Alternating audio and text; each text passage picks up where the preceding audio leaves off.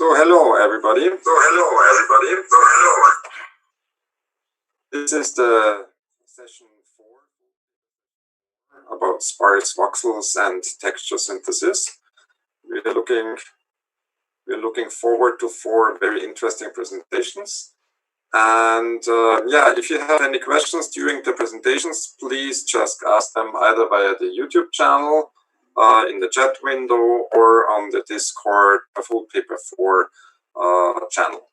So the first paper is interactively modifying compressed sparse voxel representations by Markus Billiter, Victor Carré, and Elmar Eisenman. And Markus is giving the presentation. So we are looking forward to that.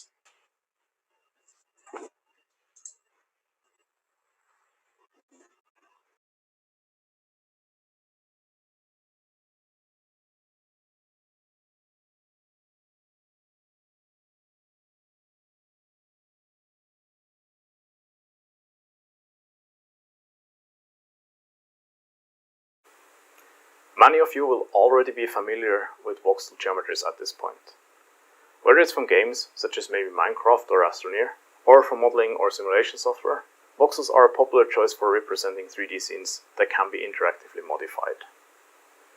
From an implementer's point of view, voxels are very convenient. Their regular structure makes applying arbitrary dynamic changes very simple. However, many voxel structures end up being quite coarse or use low resolutions. Storing uncompressed voxels is very expensive, as the storage requirements scale cubically with the resolution of the underlying grid. By applying compression to the voxel structures, we can achieve much higher resolutions. For example, the scene shown here is a voxelized version of the epic Citadel 3D scene, and uses a resolution of 128,000 cubed. Recent compression methods make it possible to store and render the scene at such a resolution. However, until now, these datasets have been prepared offline, and have then remained static for the duration of their use. In our paper, Interactively Modifying Compressed Sparse Voxel Representations, we present a technique with which we can modify these compressed high-resolution voxelized 3D scenes at interactive rates. Our method operates directly on the compressed data, and therefore avoids intermediate decompression and recompression steps. As a consequence, we're able to demonstrate very large interactive edits, affecting in the order of hundreds of millions of voxels.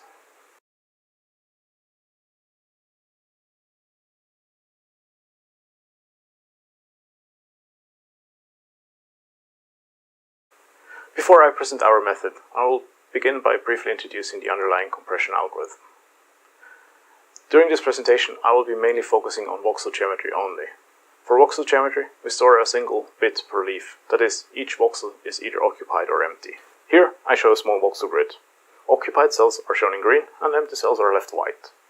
For simplicity, I will use illustrations in 2D, however, the extension from 2D to 3D is quite straightforward, as the concepts translate one to one. I will now compress this voxel grid in multiple steps. First, I will reduce its size by avoiding storing empty spaces. A sparse octree, or a sparse quadtree as used in this 2D illustration, allows us to do so.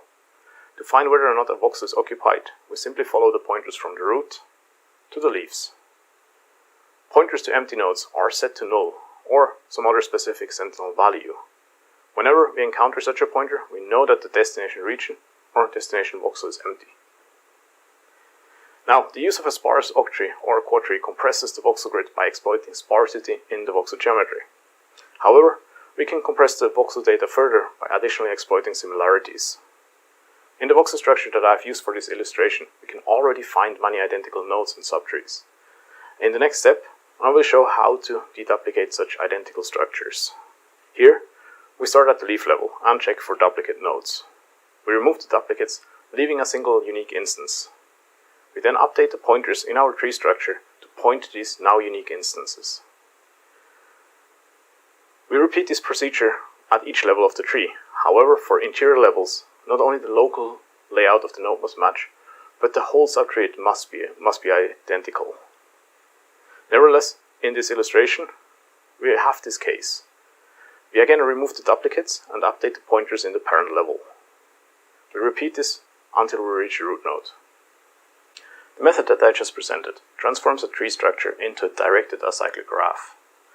The idea was initially explored by Champagne colleagues who investigated these kind of sparse voxel directed acyclic graphs in their 2013 paper.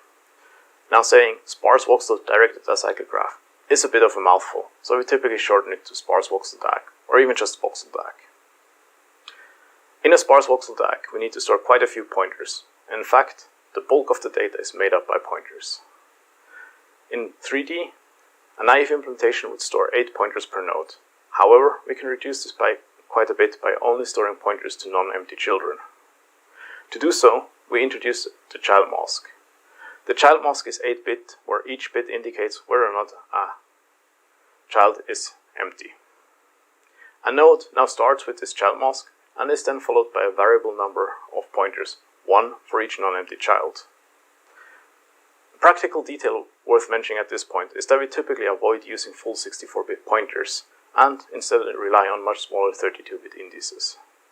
These 32-bit indices simply refer into an array where we keep all of our DAG data. Now, during this presentation, I will continue referring to pointers instead of indices, as the form is often a little bit less ambiguous. However, keep in mind that an implementation can just use 32-bit indices that refer into an array of 32-bit elements. Until now, sparse voxel DAGs have typically been pre-built, often in an offline process, and the data structure has then remained static for the duration of its use. Our method allows for dynamic changes of varying sizes of shapes in real time, or at least at interactive rates. The method works directly on the compressed data, that is, it doesn't require a cycle of decompression and recompression. I will now outline the editing procedure by stepping through an example where we add a couple of voxels to an existing voxel DAG. Specifically, I will start with the 2D voxel grid that you are already familiar with from the introduction. Let's assume that the user chooses to add a few voxels to our scene. I've highlighted these new voxels in blue. Whenever we start applying a modification, such as adding these few voxels, we first find a bounding volume that encloses the space the modification will affect. The simplest bounding volume for this purpose is a bounding box, but anything that can be efficiently traversed through an octree will work. Our first task is to identify the leaf voxels that are affected by the modification. We do so by traversing through an implicit octree spanning our full voxel grid with the bounding volume that we just found. During this traversal, we will keep track of the corresponding nodes in the DAG by recording the path we take through it. Once we reach a leaf node, the second phase of the process starts. We first determine a new geometry for the selected leaf. In the 2D case that I've illustrated here, leaves are simply 2x2 grids with up to 4 voxels. In the real voxel DAG, we use 4x4x4 voxel subvolumes that contain up to 64 voxels in the leaves. Now at this point, we need to account for two possibilities. Either the modified geometry already exists in the DAG, or it's new. If it already exists, we want to make sure that we reuse the existing node so that we avoid introducing duplicate copies. So, we first check the existing nodes for matches. In this case, none of the existing nodes in the DAG match our new leaf geometry, and we therefore have to create a new node in the DAG with the modified geometry. Now that the node does exist in the DAG, we can obtain a pointer to the node, and we simply pass this pointer to our parent. The parent will begin collecting pointers for all of its children. We're not quite finished with this parent yet, as there was a second leaf that overlaps with the user's modification. So we process it as well. In this case, there is no corresponding entry in the DAG, so we record the last DAG entry that did exist.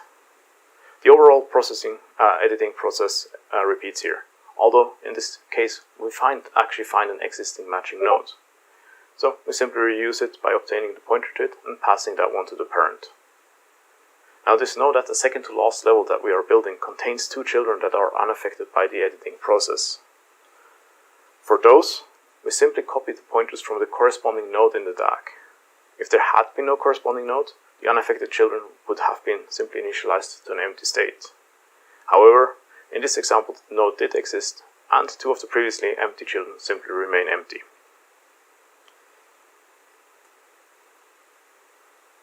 Now with this information, we can construct a DAG node, although this time for one of the interior levels.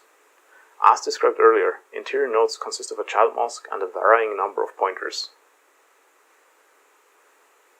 once we have constructed our new interior node, we're faced with a similar situation as before.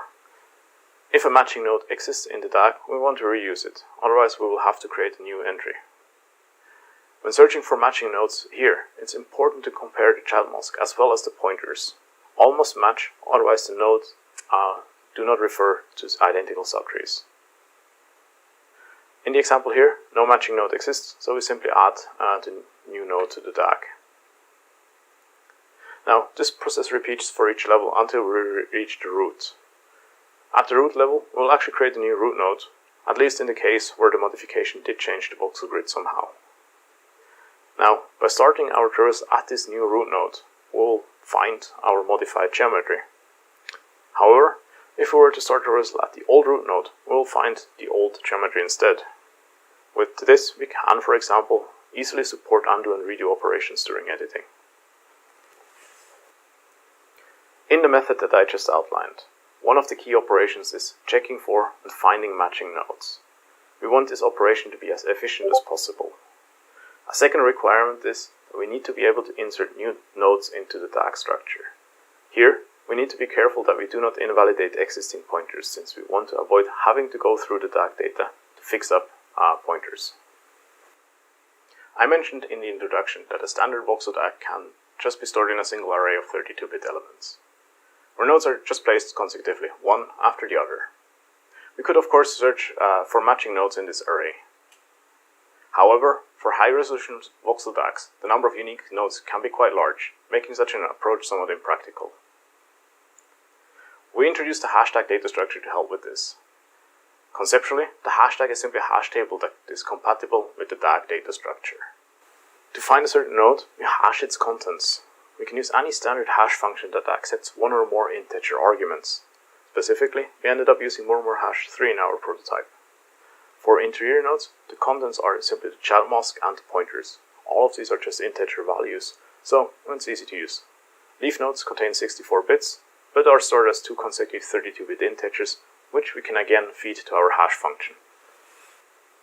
Like in many standard hash tables, the hash identifies a bucket, and each bucket contains a number of nodes. Our nodes are made up from 32-bit words, so we can just make the buckets be arrays of 32-bit elements. To find a node, we first hash it, giving us the bucket where it should reside. We then perform a linear search over the nodes stored in the buckets array, of which there are hopefully fewer in number than if we had to check the whole DAG. The other operation that I mentioned was adding nodes to the DAG. The idea is similar. We hash the node's contents, which identifies the bucket to which we should add the node. We then simply append the node at the end of the bucket.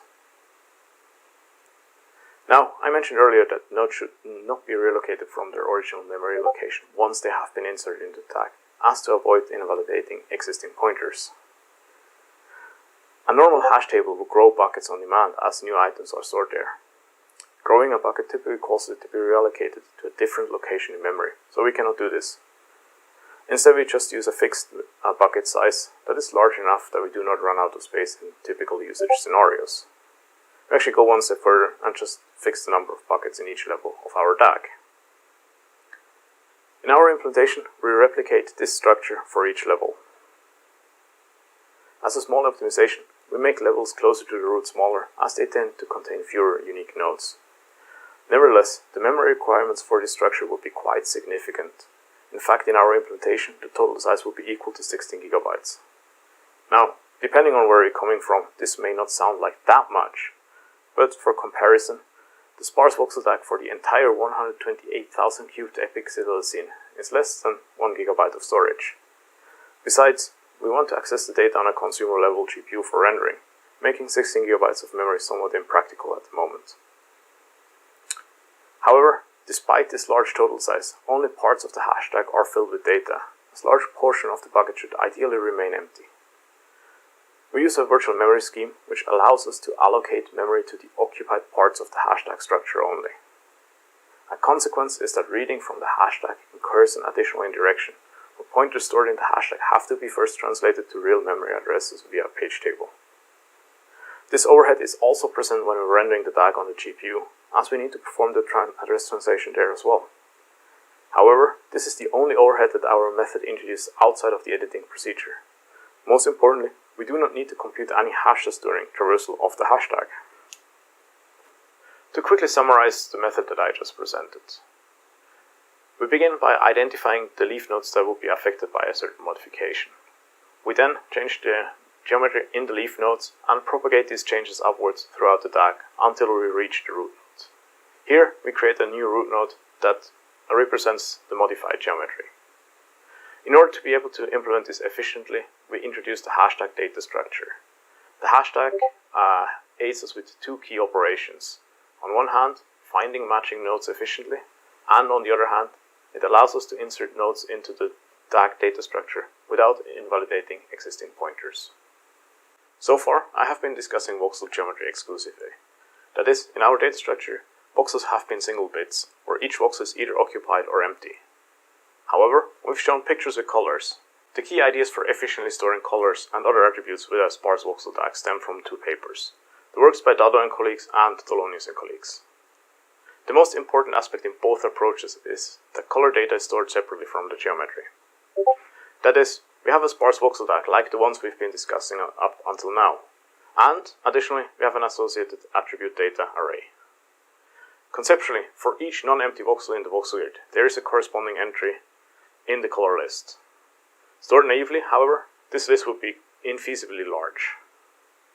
The aforementioned methods present different ways of compressing the color data, such that it remains usable during rendering on a GPU. Now, when modifying a voxel DAG with additional attributes on the side, we obviously need to update this attribute data to match our changes.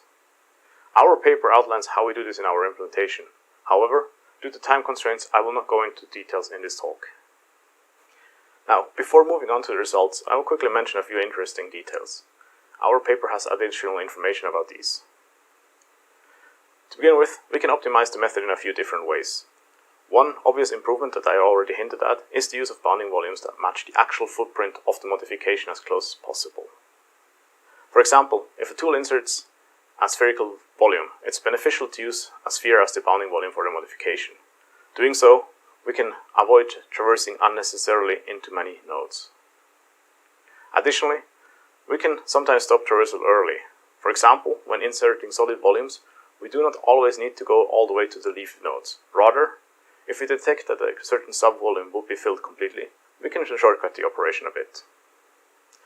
For the hashtag, we have a number of tricks that increase its efficiency further. For example, thanks to the fixed layout that I've shown, we can omit much of the metadata that a normal hash table has to lug around. Additionally, in the paper we describe how we minimize the performance impact of the virtual memory scheme. For example, we ensure that we never have to perform more than one address translation per node. As I mentioned earlier, each modification that we perform produces an additional root node. Starting traversal at an older root will show us the old geometry. This allows us to store history of the editing operations very efficiently, as each modification stores a minimal amount of new data. Thanks to this, even our prototype application actually supports undo and redo functionality. However, a consequence is that the DAG structure grows over time.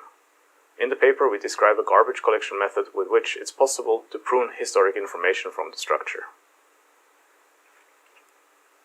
Finally, while I outlined our method by showing how to insert new voxels into the DAG structure, our method can of course apply our arbitrary changes. In our prototype application, we've implemented several different tools, including filling, carving, painting, and copies. Actually, in fact, we have an entire supplementary document dedicated to copying voxels. Either way, I will now quickly show a few of these tools in action. We first show off a number of copy operations. Here, we copy the tower on the left to a new location. We've experimented with a number of variations of the copy. The first variation applies a position-dependent rotation, making the copy twist around itself. We can of course also just do plain rotated copies, as seen in the last two examples.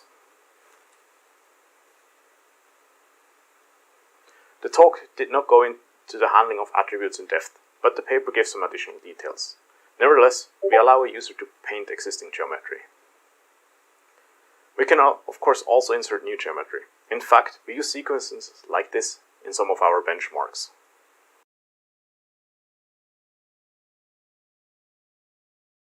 Before I conclude the talk, I would quickly like to highlight two of the measurements we've performed.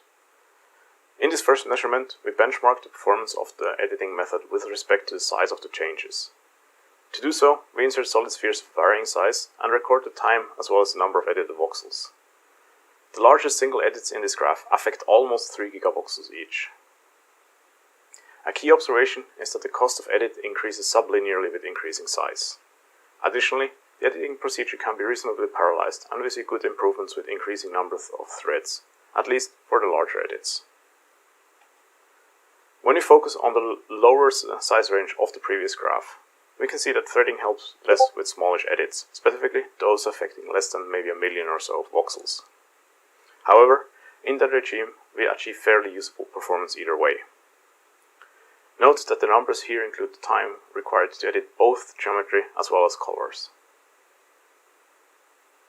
The second measurement that I want to show measures the performance penalty for rendering speed, as imposed by the virtual memory scheme of the hashtag. Here, we experience an overhead of about 1.5 compared to rendering a standard DAG. However, we believe that this penalty could be reduced by using hardware-supported virtual memory facilities available on modern GPUs. But we did not fully implement this yet. And with this, I will conclude the talk. Thank you for listening in.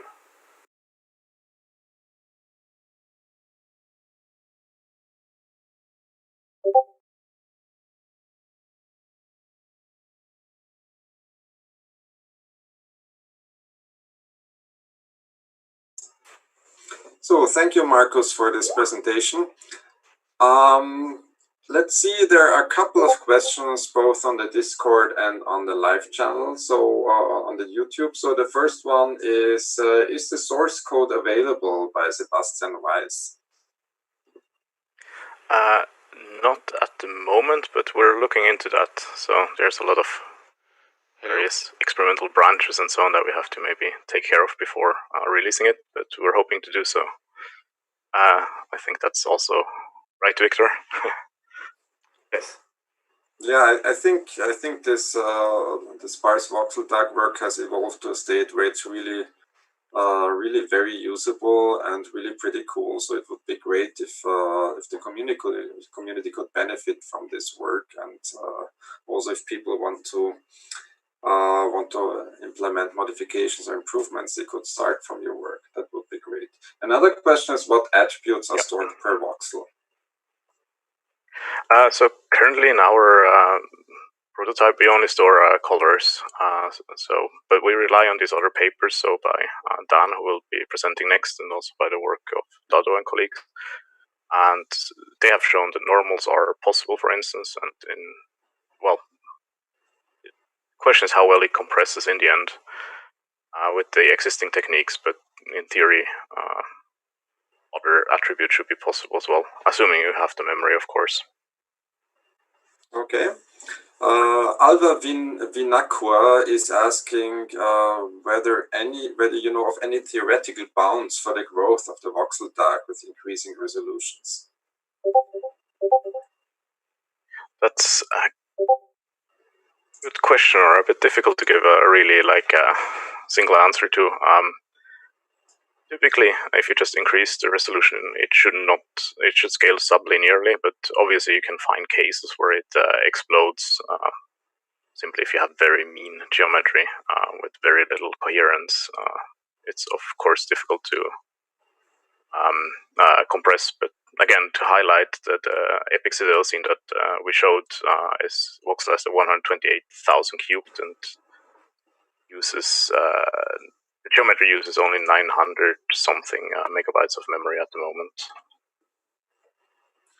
So Alberto Hasper Villanueva is asking which of the operations are the most expensive or generate more garbage? Currently, editing the colors is the most expensive in terms of memory. Simply, we make a lot of copies of the color data. And for otherwise, sorry, go ahead. I would say that if you delete a part that's only used, like if you have a node that's only used in one part and you delete it, it's going to generate a lot of garbage. That's the main usage I can see with cabbage. Okay. Another question by Remy van der Laan is whether you see any complications in applying this approach as some sort of animation creation tool where every root node acts like a keyframe. Yeah, so there is a previous paper where we show animations by using essentially individual frames. Each root node is one step in time. If you want to use it as a keyframe with some interpolation, you would have to do some more stuff.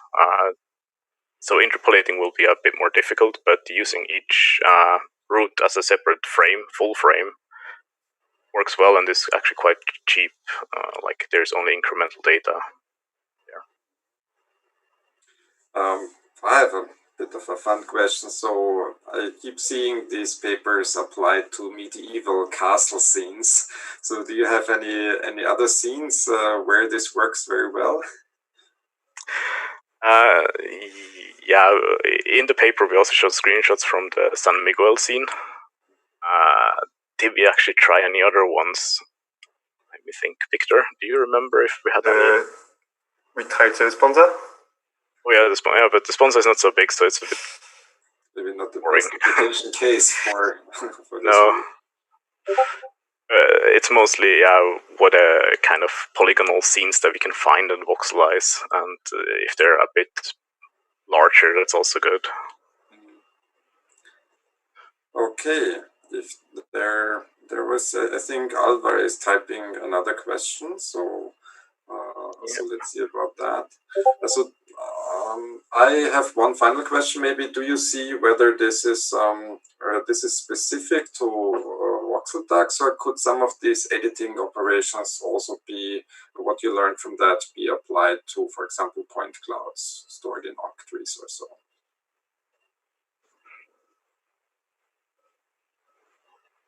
Yeah, that's a good question. So one of the key elements is finding similar nodes.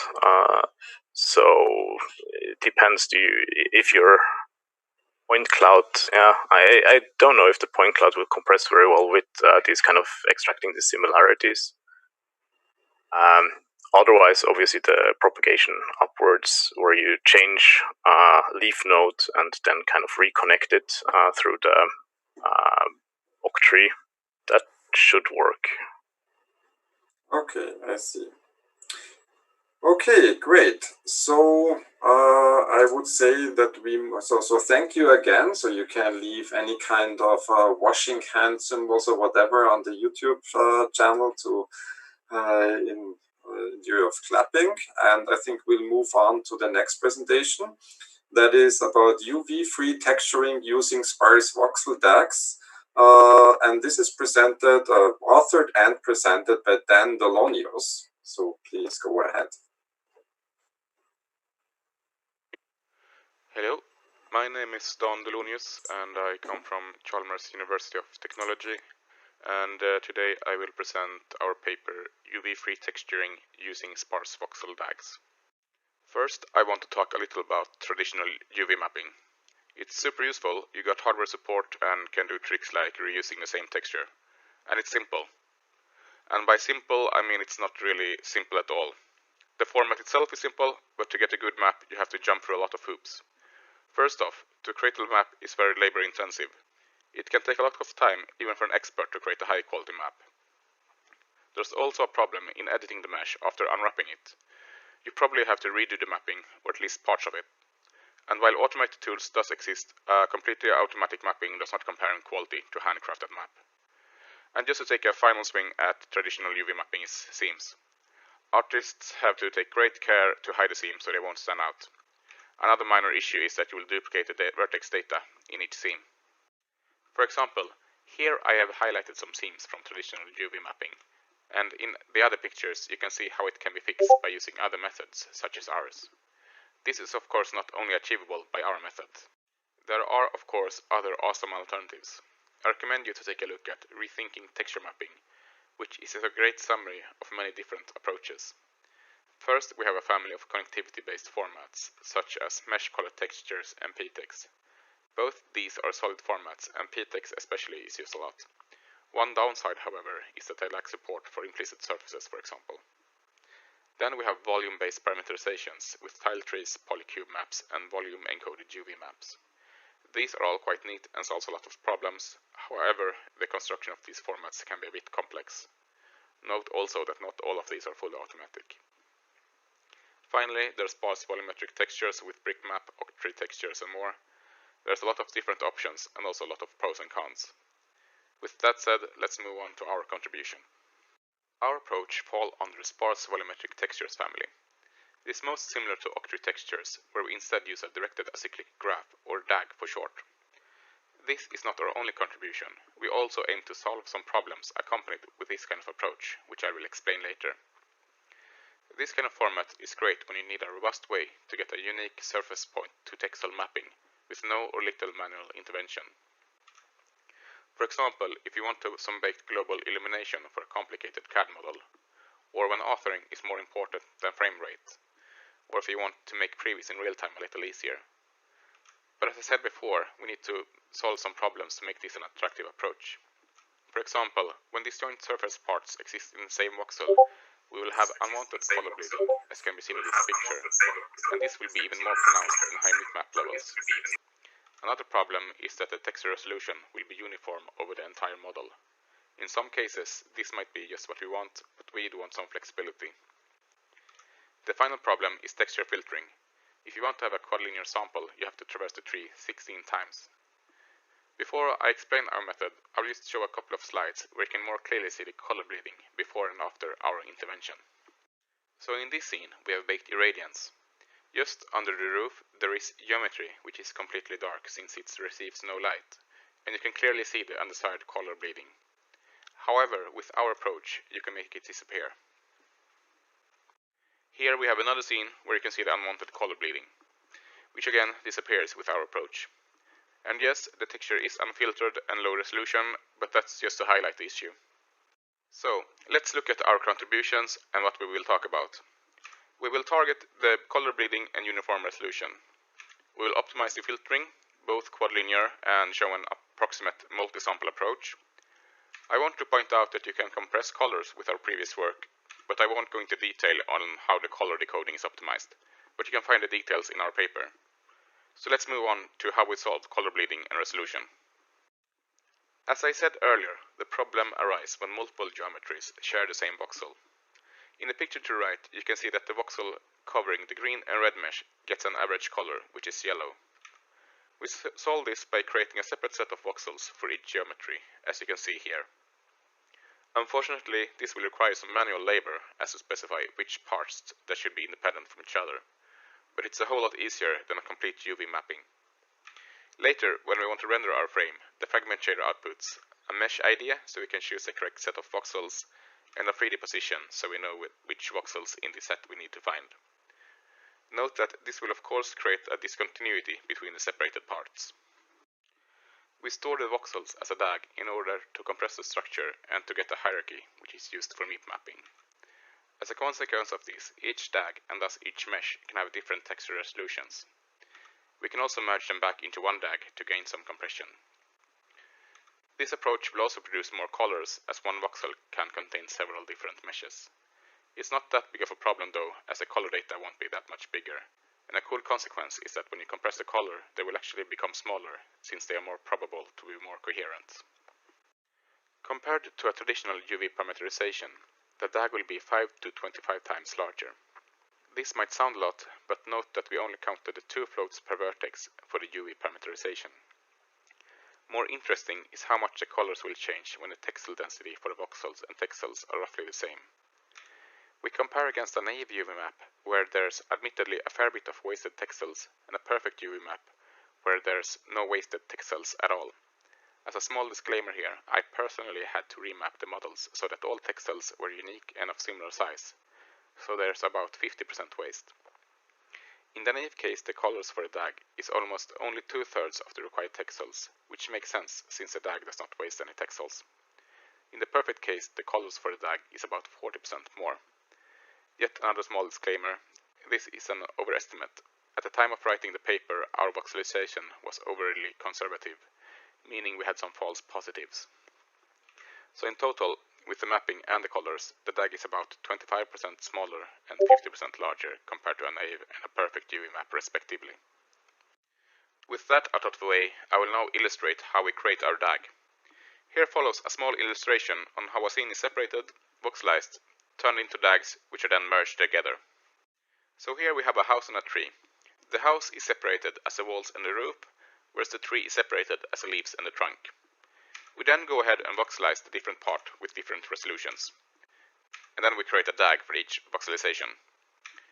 These DAGs can then be merged into one DAG. As you can see, we can find the different sub-DAGs in this merged DAG. Here's the roof, and the trunk, the leaves,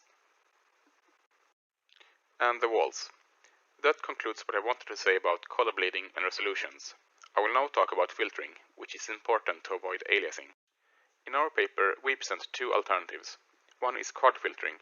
It is high quality and supports both minification and magnification. There is no internal aliasing, but of course there can still be geometrical aliasing, for instance between the separated meshes. However, it requires 16 samples, so texture lookups can be problematic. We also present a multi-sample technique. It generally looks okay, but you can notice some aliasing on regions with high frequency textures. On the upside, it's faster than quad filtering, and actually even faster than trilinear filtering, and is suitable for lower frequency textures, for example irradiance maps. It only supports magnification, however, so in our paper we switch to trilinear when magnification is required. Trilinear filtering is still twice as fast as a quadlinear sample. I will first describe multisampling. In the picture on the right, we have the yellow squares as the voxels and the gray squares as the pixels. The orange dots are the voxel centers and the blue dot is the pixel center. The green dots are our screen sample positions.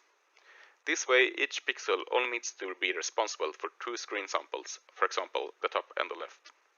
For one sample position, the two map levels are always a child and a parent in the DAG, so we effectively only need two traversals in the DAG for each pixel.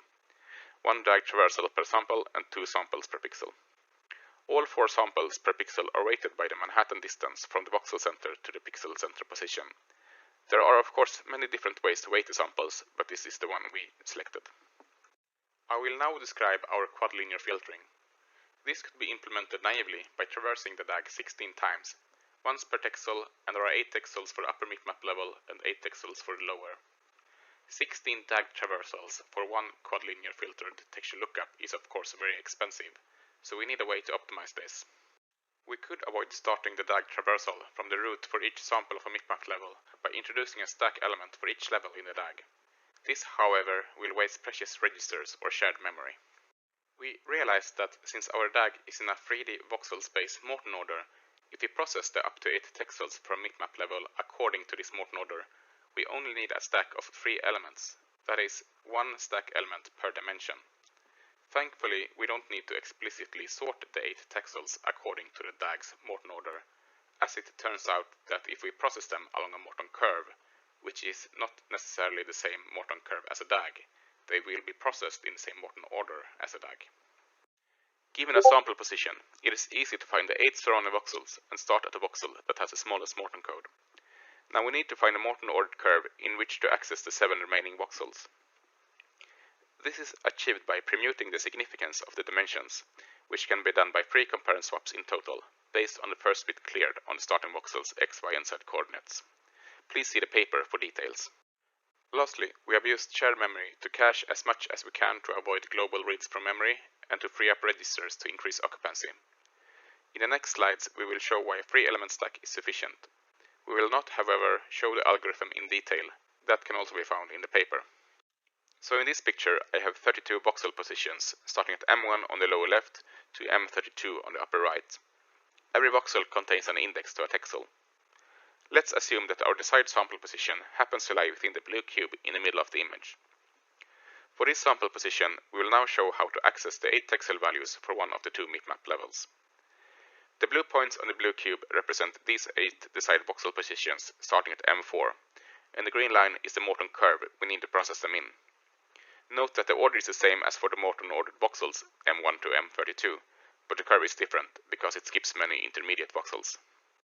The way we have constructed our stack implies that when we, in this case, move in the x direction, that will correspond to the first stack element, which you can see on the right. And the z directions will correspond to the second, and the y direction is the third. So we want to find our first sample, M4.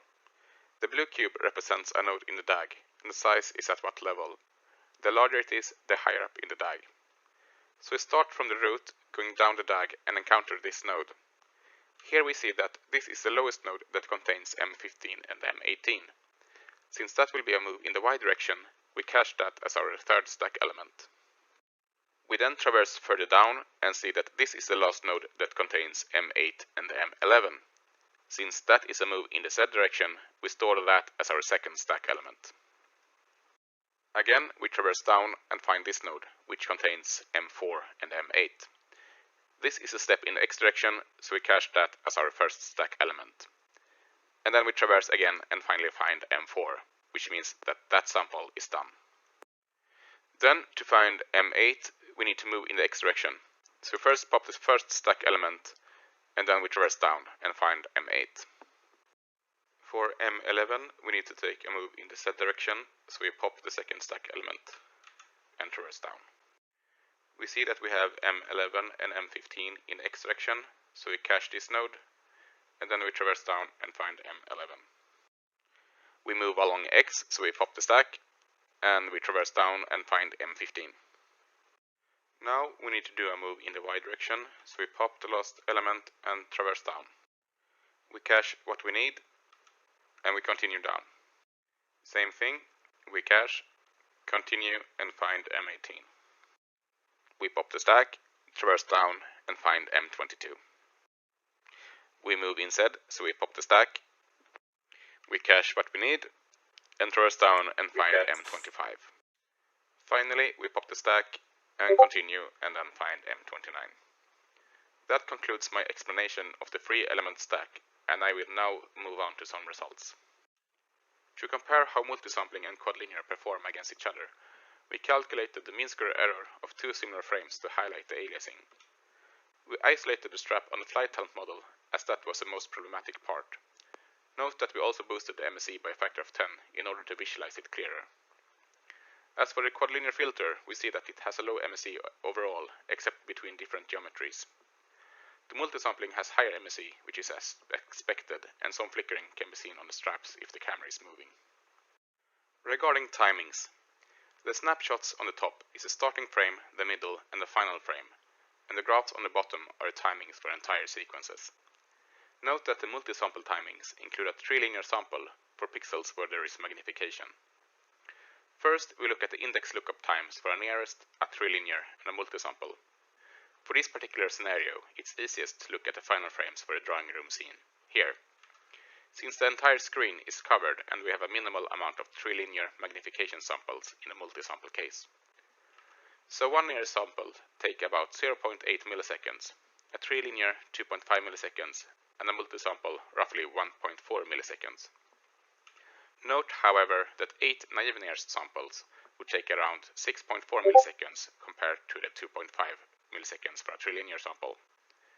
Similarly, we would have around 12.8 milliseconds for 16 near samples instead of 5 milliseconds for a quadlinear sample, which is a speed up about 2.5.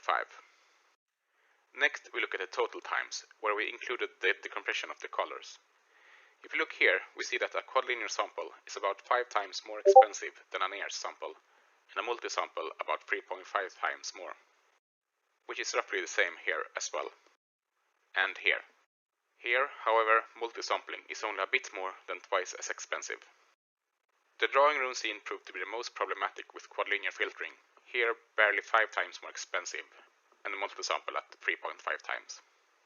But as we zoom out, the quadlinear becomes a bit over 6 times more expensive. However, multisampling is stable at only 2.5 times more. Note, however, that all textures sharing voxelization will have the same index computations, so the only extra cost is the decode step per texture. If texture compression is not used, this cost is close to 0. Here, in the beginning of the flight helmet scene, where we used 3 textures, There's an index lookup cost of about 1.5 milliseconds, and then a decode cost of about 0.7 milliseconds per texture. Hence, the cost per texture is actually low. So I'll show some final eye candy on the results using quadlinear filtering. We have the irradiance mapped scene to the left and a physically based rendered scene to the right, where we store albedo, normals, and a metallic roughness texture. The final image is from the scanned drawing room scene. In the next slide I will show you a small video clip of these scenes in motion. You might see a little mismatch with the baked irradiance. This is because with our methods we used compressed textures. First we have baked irradiance, using trilinear filtering with traditional UV mapping. We then have quadlinear filtering,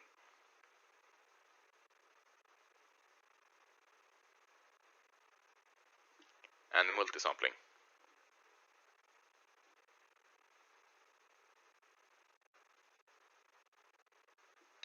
We then have PBR materials with trilinear filtering and traditional UV mapping, and quadlinear filtering.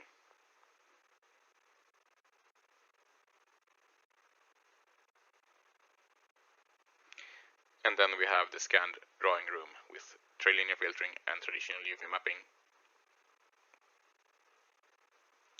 and quadlinear filtering.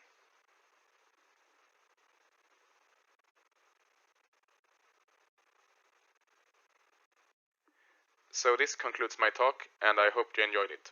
Thank you.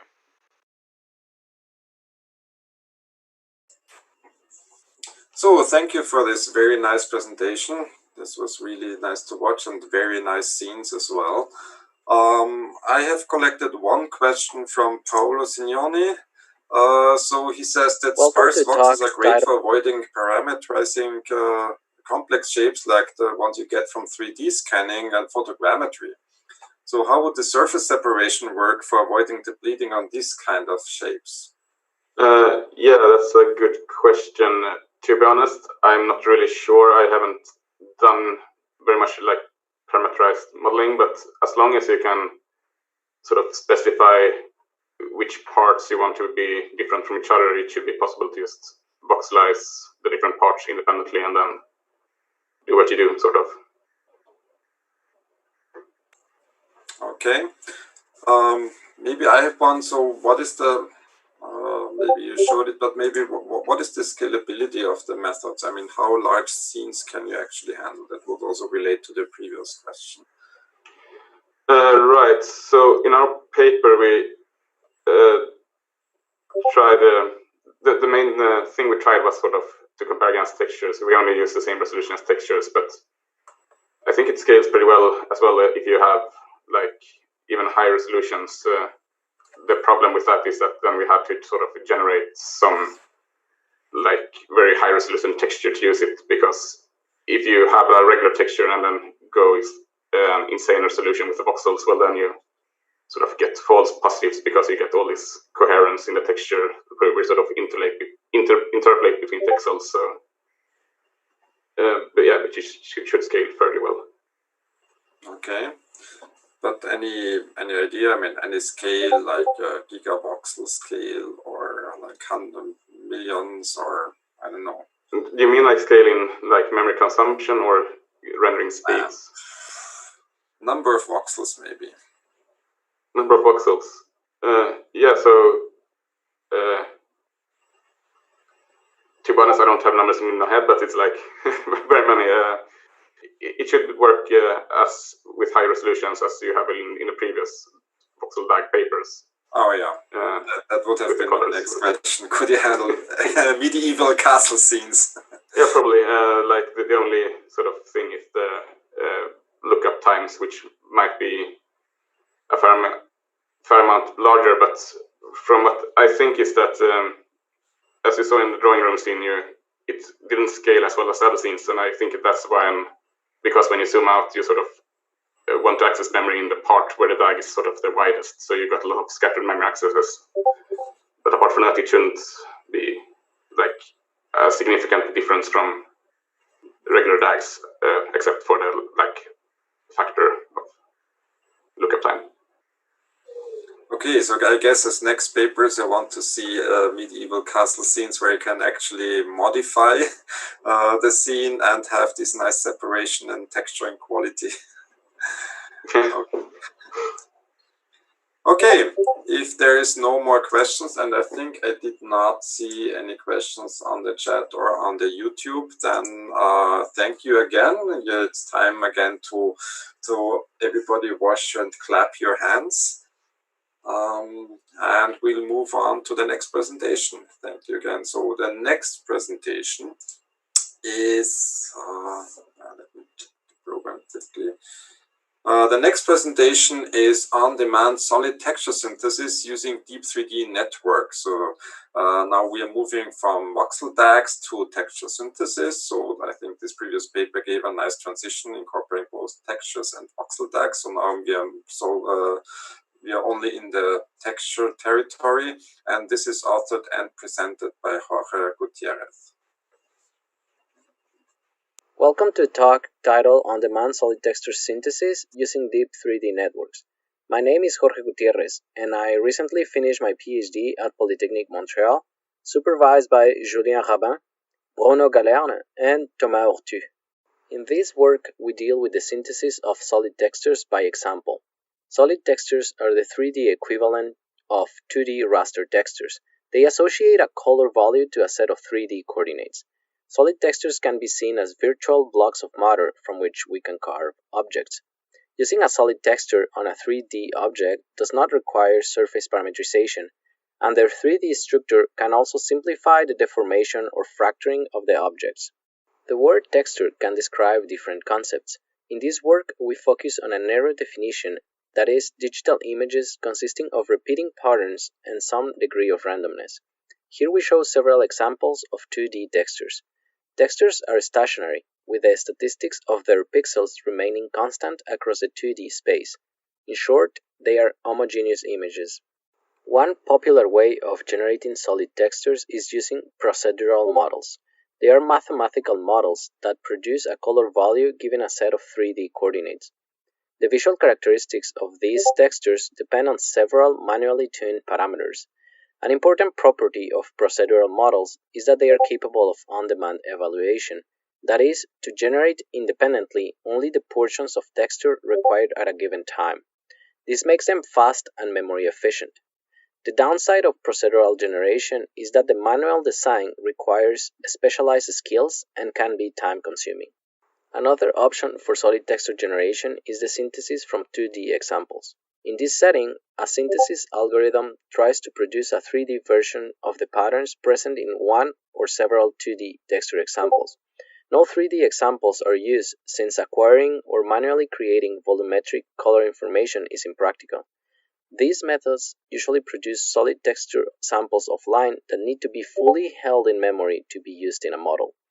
The large memory footprint of these offline generated solid textures makes on-demand evaluation critical for practical applications. The method of Dong and colleagues stands out in this regard, but in order to achieve on-demand evaluation, it gives up on high visual quality.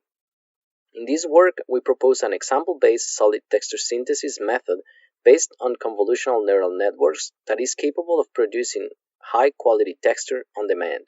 In the usual formulation for example-based solid texture synthesis, the model takes into account one or more texture examples, in this illustration 3, and a set of associated viewing directions, here also 3. The synthesis algorithm is expected to produce 3D patterns that, when viewed from the corresponding direction, they reproduce the visual characteristics of the example texture.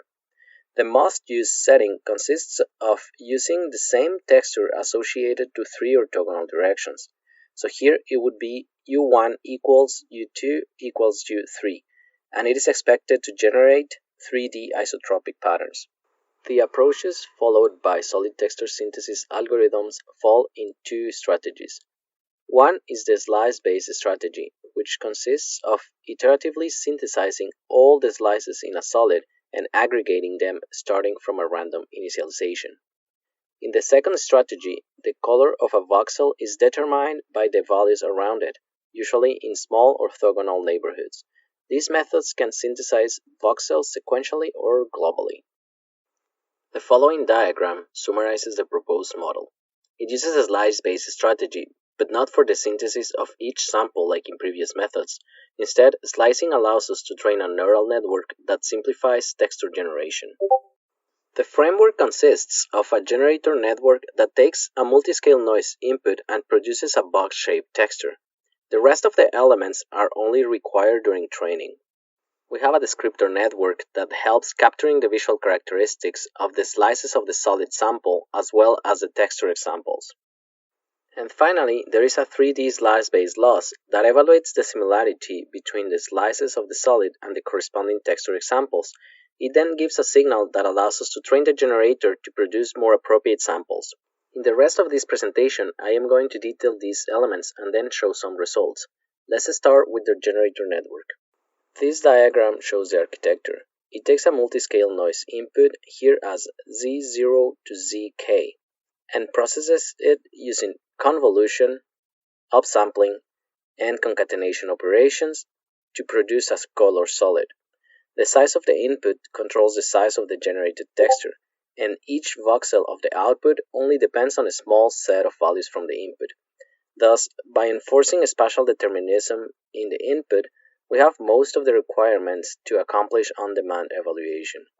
The next component for on-demand evaluation is a set of adjustments that the generator has to perform depending on the coordinate of the piece of texture being generated.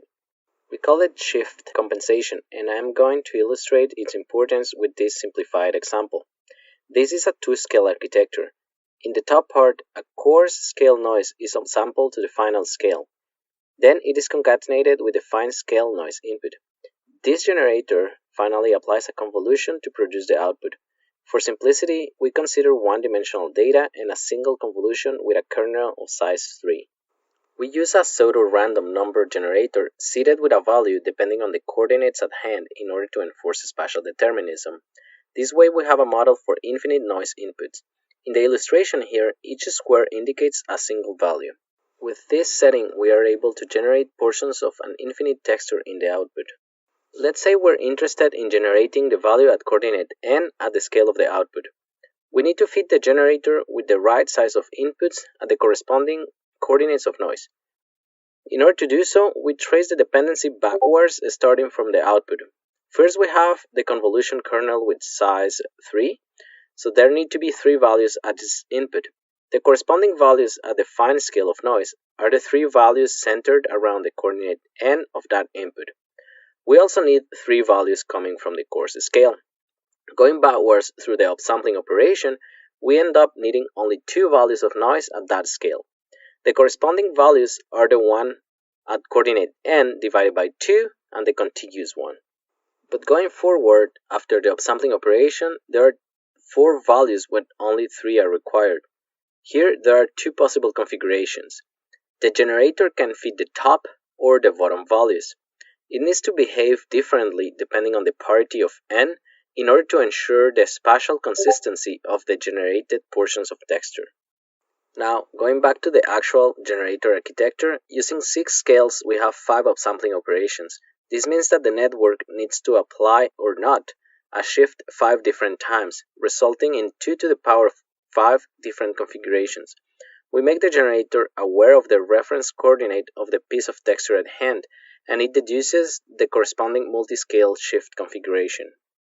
The next element of the proposed framework is the descriptor network, which we use to characterize and summarize the visual characteristics of both the example textures and the slices of the solid. Here we consider capital D number of viewing or slicing directions, a set of capital D example textures, and a set of slices of the solid along capital D dimensions.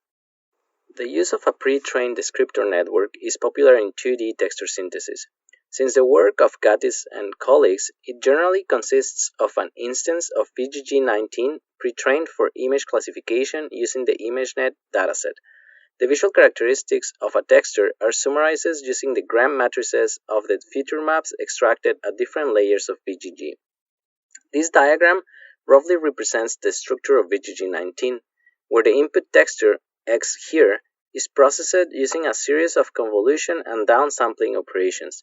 Here we designate FL the feature map at layer L, The corresponding gram matrix GL can be computed as the scalar product of the vectorized feature map with itself. The way this characterization is used in 2D texture synthesis is as follows. Given an example texture X and the future new sample Y, the perceptual similarity is evaluated by comparing their gram matrix representation. A small value for this perceptual loss means in practice that those two images share visual characteristics. New samples can be generated by shaping a noise input using an optimization algorithm to produce a low value of the perceptual loss, or by training a neural network to produce samples that achieve a low value. Johnson and colleagues actually coined the term perceptual loss. They trained a neural network similarly for the task of style transfer. Our generator architecture is inspired from the work of Yulenov and colleagues, who trained a multiscale generator to produce 2D textures. In this work, we use this 2D characterization to construct a 3D slice-based loss as follows. The loss collects the 2D perceptual similarity, here curly L2, between all the slices in all the considered directions and their corresponding example texture. Here, VDN represents the nth slice across the depth direction and UD the example texture corresponding with the depth direction. We use the perceptual loss to compare each slice with its corresponding example. Now, using all the possible slices is a very intuitive way of training the generator to produce solids. It follows the slice-based strategy of some previous methods. If we force all the possible slices to form the right patterns, then by definition we obtain a successful solid texture. In this case, however, it is impractical to use all the possible slices. The training process requires to hold in memory the whole descriptor network along with the intermediate results for each characterized slice. So now I am going to detail how we cut down this memory footprint during training. Training consists on minimizing the expectation of the loss given the set of texture examples. So we want to obtain values for the set of parameters theta that drive the generator to produce good samples. Here we show that we can train the generator using oriented blocks of 2 to the power of k contiguous slices where k is the number of upsampling operations. The processing of the noise is translation invariant by blocks of 2 to the power of k values on each dimension. Thus, if we represent any coordinate n as 2 to the power of k times p plus q, where p represents the block number and q the position in that block, then the statistics of the slice at coordinate n only depend on the value of q. Now, assuming our solid sample has a size nd that is multiple of 2 to the power of k in dimension d, then the expectation of the loss when taking into account all the slices in that direction is equal to the expectation when using only 2 to the power of k contiguous slices. This means that we can reduce the training to a small number of slices, in our experiments 32 for k equal 5, and because the generator can produce textures of arbitrary sizes, we can limit the size of the samples to oriented blocks of 32 during training. This reduces the memory footprint and computations, but not enough to deal with useful resolutions, which can limit the visual quality of the samples. This is why we propose the following single slice training strategy. If we again represent our slice n with the parameter p representing the block number and now capital QD representing the position in the block, we propose to sample that position or slice in the block stochastically from a discrete uniform distribution. With the expectations remaining equal, now we can train the generator using single randomly drawn slices. So instead of actually generating and decomposing a solid, we only need to generate batches of oriented slices, which effectively reduces the memory footprint and allows us to use resolutions up to 1024 squared pixels using a GPU of 12 GB. Here we show how this strategy works in practice. For 3 different textures, we plot the value of the empirical loss during training and we observe how that value decreases with the iterations and converges. In practice, we train the network using the Adam optimization algorithm. Here we illustrate the evolution of the generated samples in 2D for simplicity. The number at the bottom of each image indicates the number of iterations of training performed before generating that sample. All the samples are generated using the same noise input. We can observe how, in this case, the generator first learns the shapes of the patterns and then little by little it adds colors and fine details. The first setting we study is the isotropic configuration, that is, using the same example texture along 3 orthogonal directions. This is the most studied setting in literature and the one where we usually observe good quality results. We use example textures depicting photorealistic patterns. Here's the example texture. We expect the solid texture to reproduce these patterns along the 3 orthogonal directions.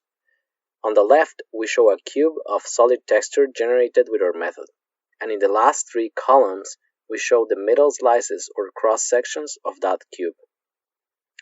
And the same for 2 more textures. We can observe that the generator reproduces rather successfully the patterns in the example and creates plausible 3D extrapolations. Since the model is capable of on-demand evaluation, we can independently generate or sample portions of an infinite texture and they will be coherent. Here we illustrate this property. In the example on the left here, we show a cube of 256 cubic voxels formed by smaller cubes of 32 cubic voxels. They all tile seamlessly, with the patterns propagating coherently from one small cube to the other. We add a small gap between the little cubes so we can observe the propagation of the patterns inside. The example on the right shows portions of texture of different sizes down to 1 voxel of thickness. This method can be integrated in the rendering pipeline to render at a given time only the portions of texture that are visible, similar to a procedural model, thus making this model much more practical than using offline generated volumes of texture. Here we compare the visual quality of our method with the 2 methods of the state-of-the-art with the best quality. The top row shows the examples with resolutions between 128 and 256 squared pixels. The next row shows 2 results with the method of Kopf and colleagues. The third row shows the results using the method of Shen and colleagues, and finally, in the bottom row, we show the results using our method. We can highlight how our method captures more of the fine-scale details, making the texture look more photorealistic. And this is what it looks like when applying the generated textures to 3D models. This does not require surface parametrization, and it does not introduce geometry-related distortions, no matter how complex the model is. Solid textures simplify texturing when deforming or fracturing objects. Here we show a cutting plane moving through 2 objects. We can observe how the patterns of the solid textures are consistent along the interior of the objects.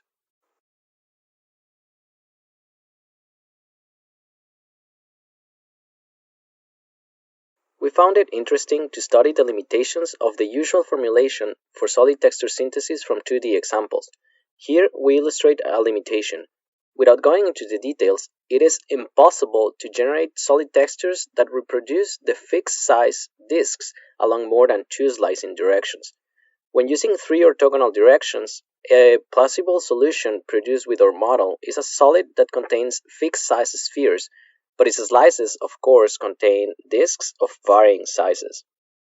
We also encountered that, for some patterns, we obtain more fidelity by using only 2 training directions. For these experiments, we illustrate the configuration in the second column and the example texture in the third column. We can observe from the generated volume that the patterns are well reproduced along the considered directions, while the free direction contains irrelevant patterns. Depending on the application, this cannot be a problem, for example in walls. However, it would be interesting to study other ways to guide the synthesis of the patterns in those directions while maintaining the flexibility to prioritize the other 2 sides. Finally, a configuration seldom studied is the use of different examples along different directions.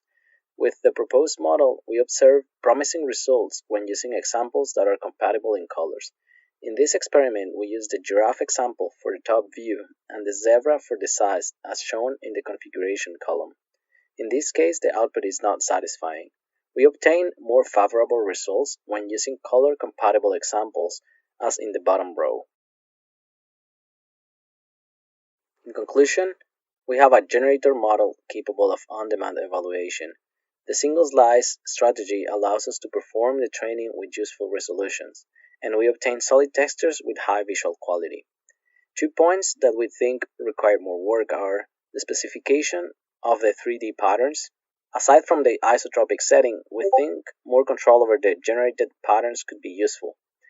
The model could also benefit from a mechanism to improve the alignment for long-distance patterns, similar to work in the 2D literature. This concludes the presentation. I invite you to look at the paper for more details, and if you're interested, you can download the code from my GitHub indicated here.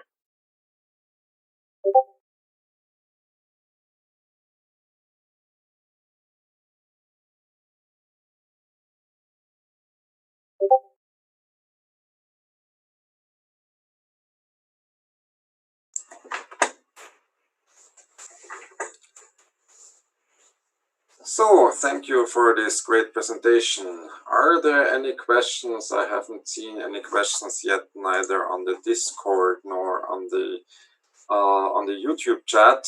So I would first start. I mean, these look like great results. So how could you apply them to the medieval castle scenes, like we have seen in the first presentation?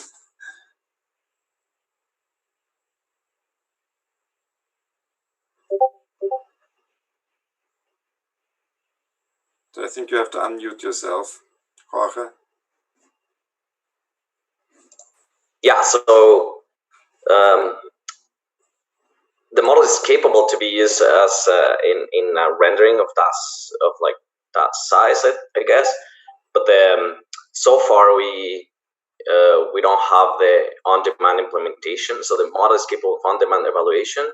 So the idea is to create only the color, the voxels on demand. So whatever it's needed for a given scene, to just generate it, similar to procedural models.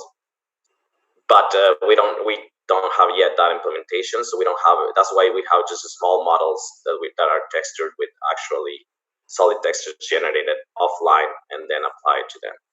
So that's why we don't have like large scenes yet. Okay, so currently the textures are generated offline and then stored in a 3D texture map, basically, and then evaluated on the fly. But not evaluated, but just looked up on the fly, right? Yes, for the results shown in this presentation, yes, they are offline generated cubes of textures. But the idea is to like have a good programmer have that on OpenCV or something, and then actually generate the voxels on demand. Okay. There's a question on the Discord. Cool presentation. Would it be meaningful to include slices in training that are not aligned to the 3 axes, like diagonal or so? Yes, thank you. That's a very good question. I think it depends on the texture that we're trying to generate. As I mentioned in one of the slices, the way we define the solid texture by deciding which examples and which directions we constrain or we use in training can actually make that there's not an actual existent result, or make that what we obtain is not actually what we imagined what we were going to have.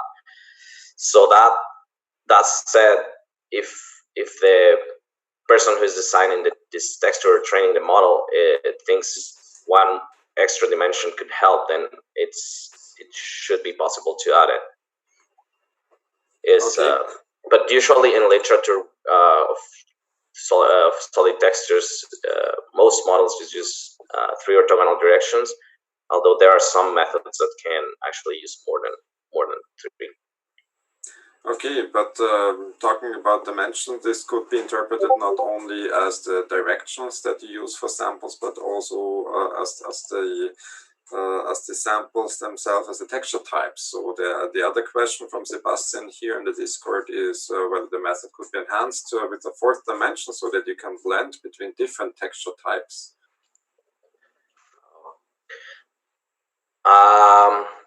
I don't really understand like what. I guess you have one texture with stones and one texture with, I don't know, some organic structure, and you want to blend between them. So you have a smooth transition between these two texture types. Okay. So it would be, but is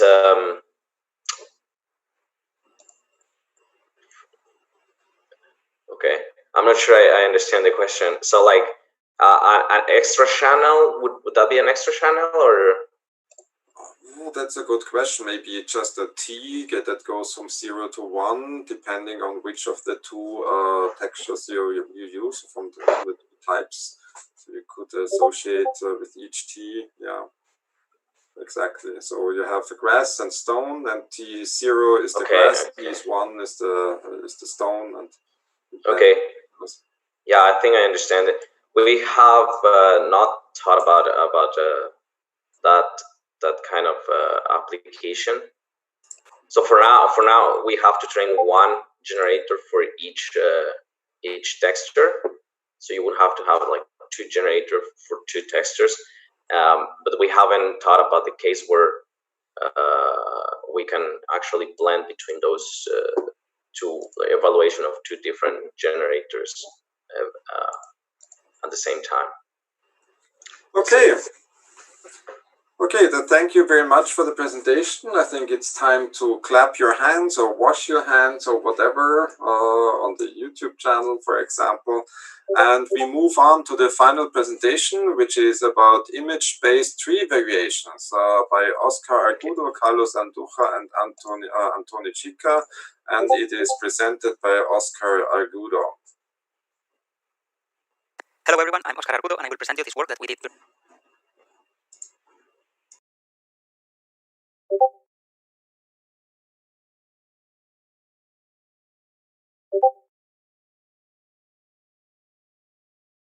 During my thesis at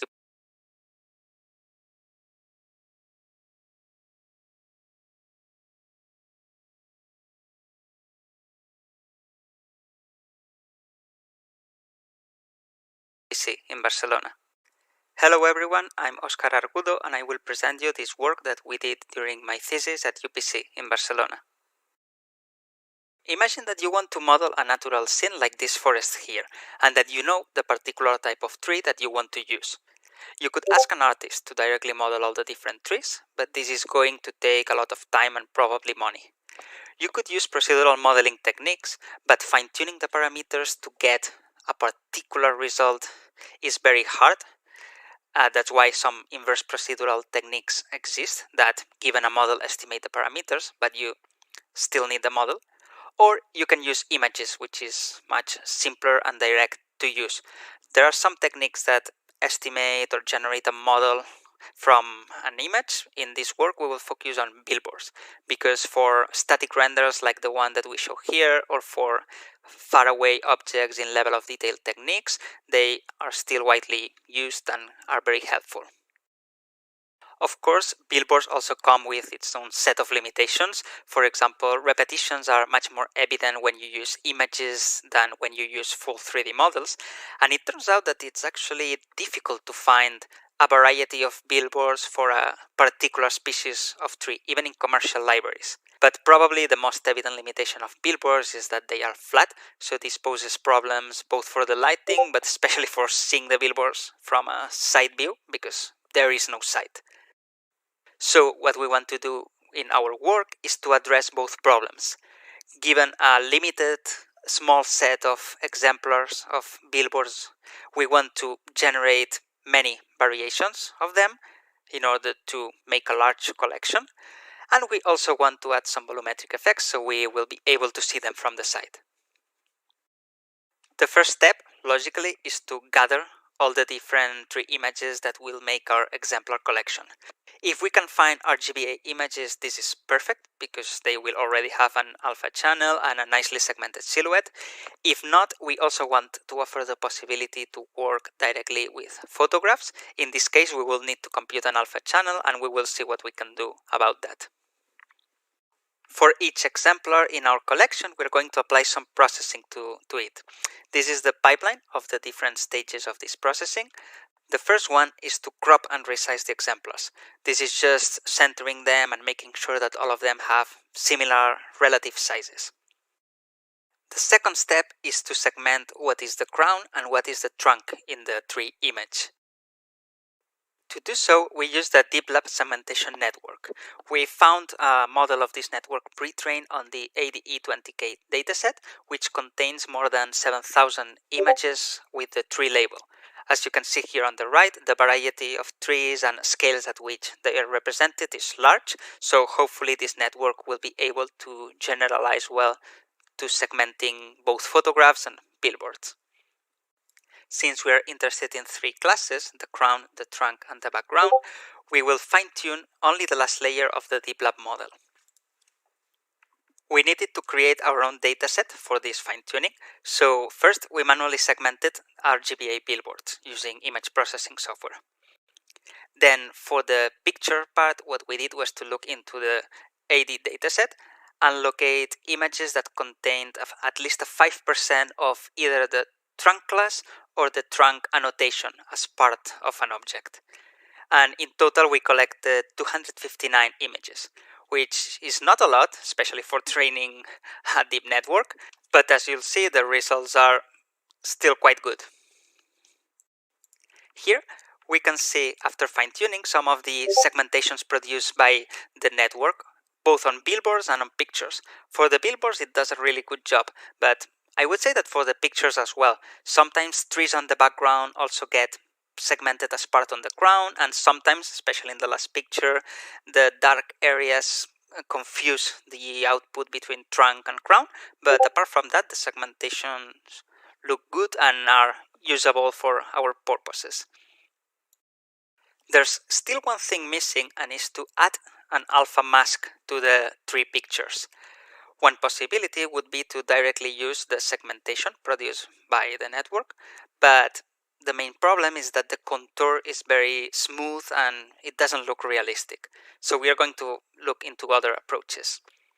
We experimented with the deep mapping network by Shaw et al., which is tailored for natural scenes. And this network requires a tree map that basically defines what is alpha 0, what is alpha 1, and where the network has to compute intermediate values of alpha. So we derive these tree maps automatically from the segmentation using a very simple strategy. We erode a few times both the crown and trunk masks, then assign alpha 1 to the eroded trunk, and sample random points of alpha 1 inside the crown. Inputting this to the network, the results obtained were these, which in some cases look much better than for others, especially the last one. But remember that in this case we didn't train or fine-tune the network, we just used it as is. So probably with some fine-tuning you could get excellent results. Now that we have a segmentation and an alpha mask for all the tree pictures and billboards in our collection, the next stage is to extract the contour of a tree. Given an image with an alpha channel, we get this alpha mask, then find all the contours this alpha mask has, and keep only the longest external contour, and this will be the contour of our tree.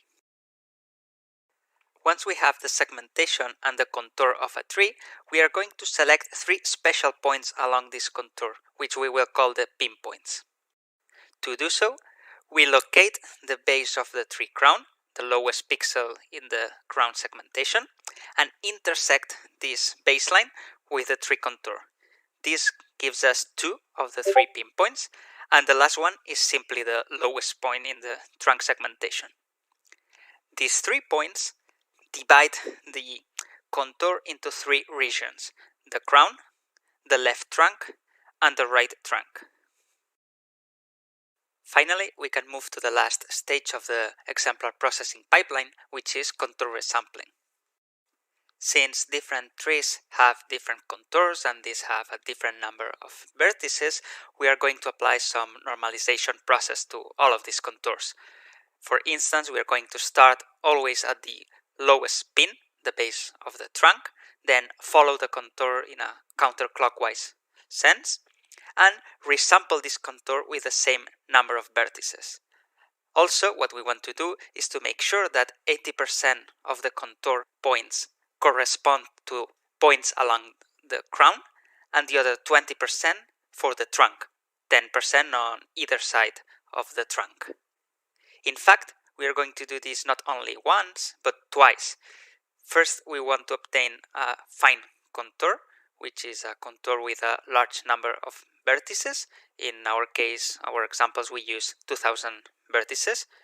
And then we resampled another version of the contour, which we call the coarse contour, which has a much smaller number of vertices, like 100, or we went down in some tests to 20 vertices only. And we will see what we use each contour for. So, summing up the exemplar processing pipeline, what it does is that it receives the RGBA or pictures without the alpha channel of the trees, and then it generates RGBA billboards, all of them of similar sizes, together with their segmentation and the two versions of the contours, the coarse and the fine one. Let's now see how we can use all this information that we extracted in order to generate new variations of tree images, like for example these two trees here. Since the contours have the same number of points, we can directly interpolate the position of each contour point between the one on the left and the one on the right, and then get different contours that slowly transition from the shapes on the left to the shapes on the right. The shape of the fine contour is going to define a mask telling which points need to be colored in order to create the new images of the trees, the tree variations. In order to color each point, what we do is that we compute the mean value coordinates of this interior point using as a base the coarse contour shape. That's why it's important to keep a number of points on this contour that is low. Otherwise, it's very slow to compute. Then, if we change the base, if we change the coarse contour and use the original ones of each tree, we can find where this point maps to and get its color and then interpolate the color. And by doing this in all the positions, we get the colored images of all the different variations. Note that instead of interpolating colors, what we could do is to just keep the color of either the first or the second tree. In this case, in essence, what we are doing is a cage-based deformation using the coarse contour as a cage, but instead of applying random deformation of its vertices, what we are doing is using another tree shape as example.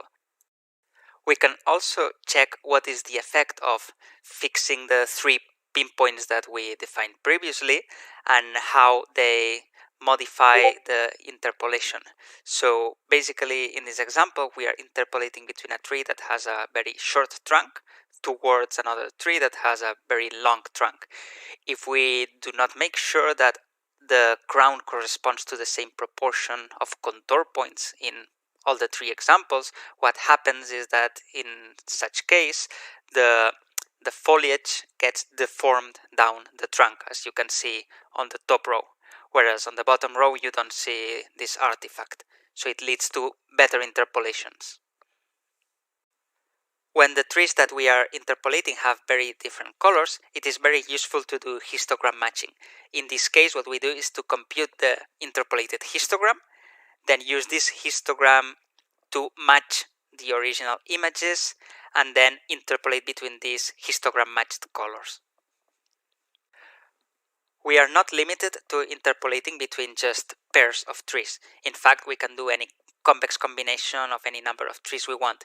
Here in this example we show doing variations of 4 trees. The 4 corners in the image correspond to the originals, but the problem is that when you use many trees the color is too average, that it doesn't look really good. In this case what we can do is to just keep the contour of all the combinations of trees and deform one of the original trees.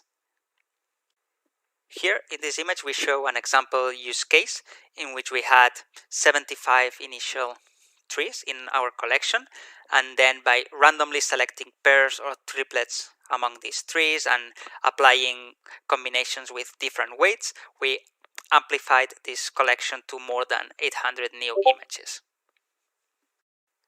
However, remember that our initial motivation was not to generate random variations between random pairs of trees, but to amplify a small set of images of the same species. In this case, we show an example of an oak tree for which we collected 5 billboards and then we generate a larger set. And here is another similar example, in this case starting from 6 billboards, so we can get more variations. This is an example usage scenario of our tree variations. So this is the image that we showed at the beginning with evident repetitions because we only have 3 original images of these 3 species. And now this is when we use the variations, so we cannot see any more repetitions, or at least they are not obvious and quite hard to identify. So we arrived to the last part of this talk, the last section, in which I will show you how we can convert this flat image of a tree into a billboard cloud so that at least we can get some parallax effects and be able to see the tree from the side. Given a tree image, what we want to do is to subdivide it into smaller billboards. To do so, we start with the segmentation, and we use the trunk segmentation in order to create a billboard corresponding to the trunk. So we remove it away, and the rest is the crown. To segment the crown, we use the slick segmentation, which divides an image into blocks of superpixels. There are different parameters that we can play with in this method, and which would give us different sizes of these superpixels and different types of regularity. But no matter the parameters we choose, we often see straight lines on these billboards that we obtain. And this is a problem because straight lines look very unnatural on a tree, especially for parallax effects. So what we want to do is to replace the straight lines with some other more complex outline, but instead of doing this randomly or deriving some kind of noise, what we realize is that the silhouette of these billboards should be similar to the silhouette of the full tree. So for each straight line, we go to the full contour of the tree and locate a section that has the same size and direction without intersections, and then replace this straight line with this more complex silhouette crop. When we do this for all the straight lines along the contour, we get another shape that looks much more natural.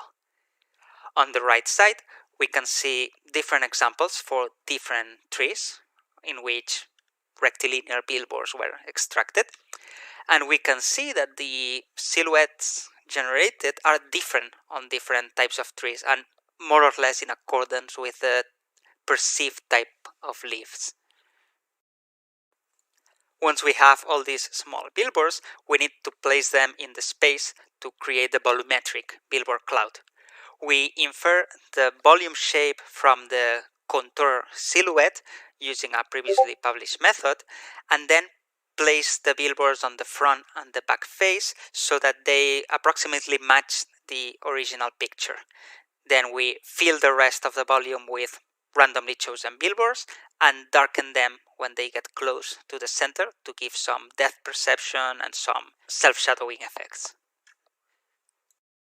To conclude, we've presented a method that is able to generate a large collection of images given an initial small set, so that we can use them in natural scenes to avoid seeing repetitions.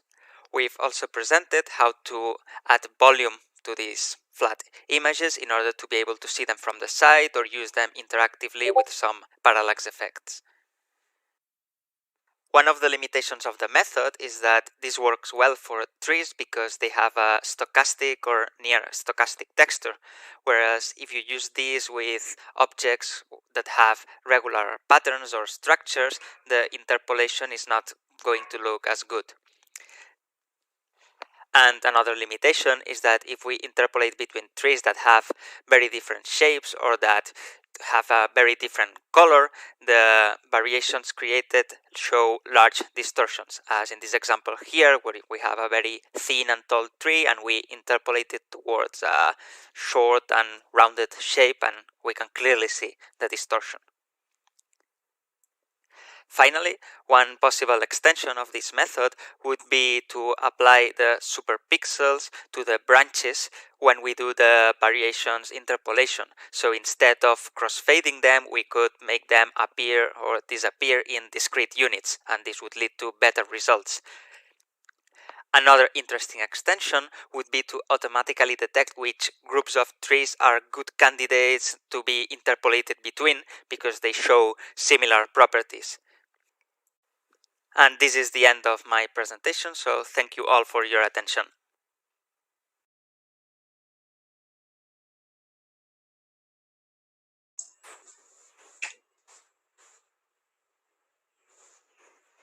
So, thank you very much for this presentation.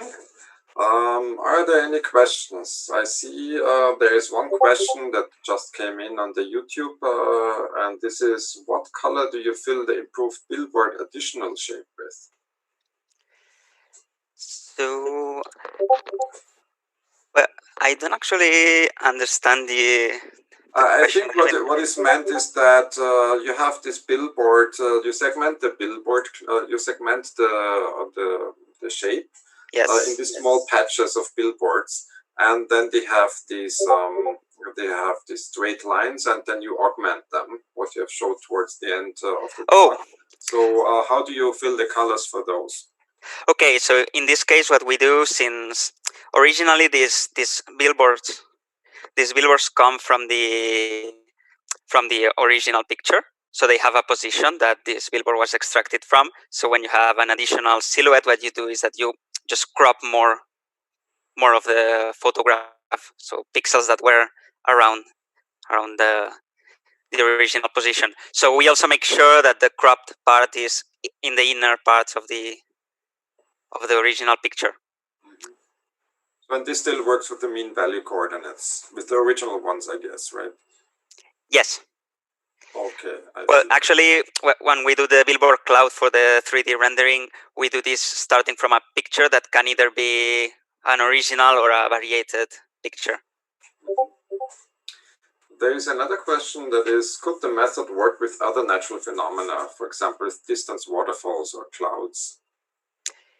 Yeah, I think that especially clouds, because in the shape of a cloud can be quite similar to the shape of a tree crown. But yes, why not? I mean, anything that you can represent as a billboard with a contour more or less defined and that has this stochastic appearance can be augmented in this way by interpolating shapes and colors in some way. Okay, I have one more. Could you use the silhouette of the interpolated tree that you generated and try to grow a real tree into that, so like with real geometry and leaves? Yes, actually we tried that. It's not in the paper, but we tried that to infer a volume from the silhouette and then use algorithms like this space colonization just to fill with branches all the inside of this volumetric shape. So you can generate a full 3D model from any contour. Okay, very good. If there are no more questions now on the YouTube or the Discord, I think we have overrun a little bit, so everybody is already hungry, at least those in the European time zones. I thank again all of the speakers for the great prepared presentations and for answering the questions, and also the audience for asking such good questions. And yeah, let's see each other. Let's give everybody again a big hand, and to Oscar and all the other presenters, thank them again, or wash your hands or whatever. And we'll see each other around in the other sessions. Thank you.